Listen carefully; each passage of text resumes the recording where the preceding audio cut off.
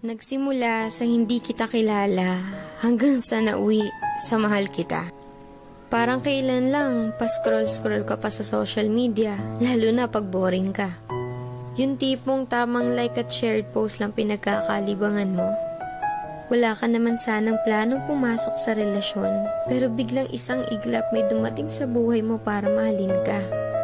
At sa hindi inaasahan, nahuhulog ka na rin sa kanya.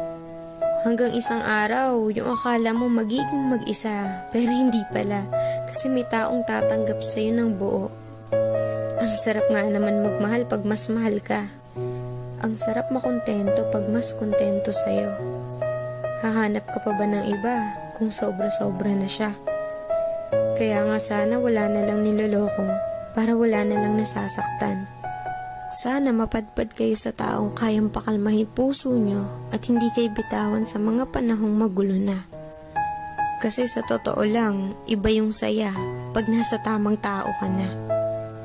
Yung tipong kahit hindi mo siya palaging kasama o nakikita, alam mo hindi niya magagawang ipagpalit ka sa iba.